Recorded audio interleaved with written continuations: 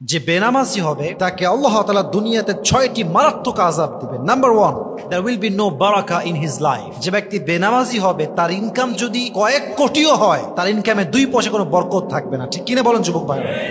দেখবেন হুজুর মানুষ ইনকাম করে হয়তো বা 10, 15, 20 অন অ্যান অ্যাভারেজ, প্রাইভেট ইমামতি, মুয়াজ্জিনি, জুমার খুতবা দিয়ে, মাদ্রাসার একজন টিচার হয়ে খুব কম ইনকাম।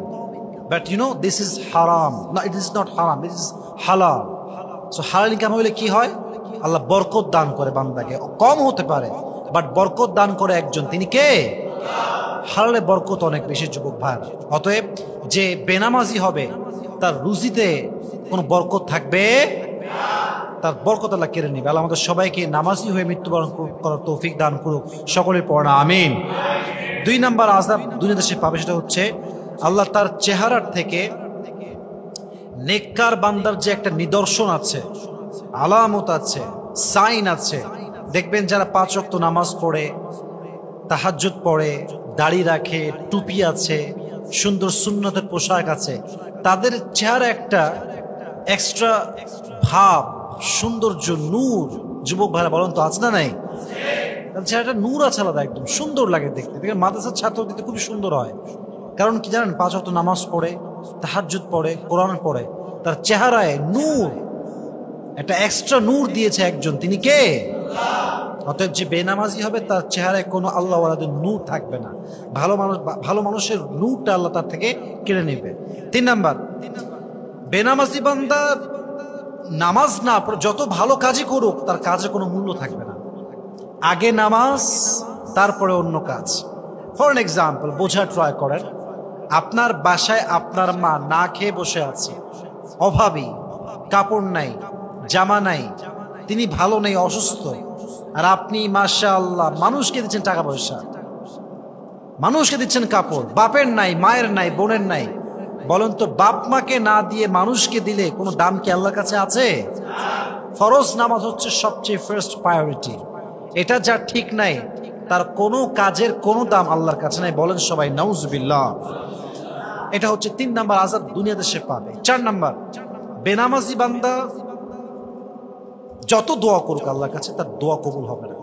অনেকে বলে হুজুর আমার দোয়া কবুল হয় না, আমি তো মুসলমান, আমারও তো ঈমান আছে, আমিও তো আল্লাহকে বিশ্বাস করি, কবর বিশ্বাস করি, হাসর নাসর সব মানি, বাট আমার দোয়া কবুল হয় না কেন? হাদিসে আসছে, নবীজি বলেছেন, যে বান্দা 5 ওয়াক্ত নামাজ ঠিক মতো পড়ে না, যে বান্দার 5 ওয়াক্ত নামাজের কোনো খবর নাই, তার দোয়া আল্লাহ কবুল করবে না। 5 ওয়াক্ত নামাজ নাই যার, দোয়া কবুল হবে না তার। এই যে দোয়া যদি কবুল করাতে চান, নামাজি হয়ে থাকার দরকার। যুবক ভাইরা আছে না নাই? 5 নাম্বার, যে ব্যক্তি বেনামাজি হয়, দুনিয়াতে থাকা অবস্থায় প্রত্যেকটা মুহূর্তে তার জীবন কাটে এমন অবস্থায় আল্লাহ তার উপরে অসন্তুষ্ট থাকে। প্রত্যেকটা মুহূর্ত কাটছে বেনামাজি বান্দা এমন অবস্থায় যে আল্লাহ তার উপরে রাজি নয়, খুশি নয়, সন্তুষ্ট নয়।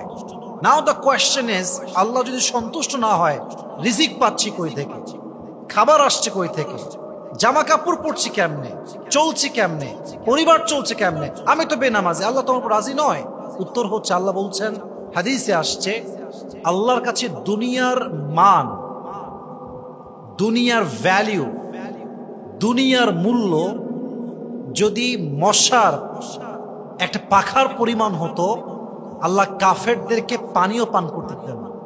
তার মানে হচ্ছে আল্লাহর কাছে পুরো দুনিয়ার মূল্য একটা মশার যে ছোট্ট পাখা থাকে এটার সমপরিমাণও নাই। এই জন্য আল্লাহ বান্দাকে বেহিসাব দেয়, নামাজি হলেও দেয়, বেনামাজি হলেও দেয়। বলেন তো, পৃথিবীতে কাফের, মুশরিক, মুরতাদ, খ্রিস্টান, ইহুদি আছে না নাই? তাদের খাবার আছে না নাই? বাসা আছে না নাই? তাদের দেশে প্রধানমন্ত্রী আছে না নাই? সব আছে। কারণ কি? আল্লাহর কাছে দুনিয়ার কোনো দাম নাই। এজন্য যে দুনিয়া অনেক বেশি পেয়েছে, বুঝবেন কথাটা, যে দুনিয়া অনেক বেশি পেয়েছে সেজন্য না ভাবে যে আল্লাহ আমাকে অনেক ভালোবাসে। আবার যে দুনিয়া একদমই পায় নাই, খুবই গরিব, সেজন্য এটা না হবে যে আল্লাহ আমাকে ভালোবাসে না।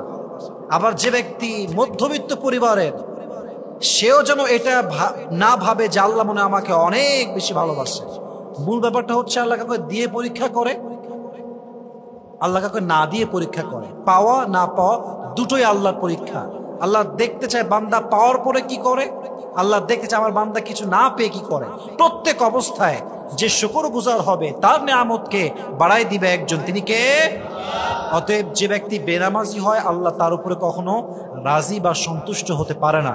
আল্লাহ আমাদেরকে বোঝার তৌফিক দান করুক, সকলে পড়া আমিন। 6 নাম্বার, যে ব্যক্তি বেনামাজি হবে তাকে দুনিয়াতে আল্লাহ তাআলা ইসলামের যে নিয়ামত সমূহ আছে নিয়ামত সমূহ থেকে বঞ্চিত করবেন। সে ইসলামের কোনো নিয়ামতই পাবে না, কারণ সে বেনামাজি ছিল। এজন্য বেঁচে থাকা অবস্থায় যুবক ভাইরা নামাজি হওয়ার দরকারটা আছে না নাই?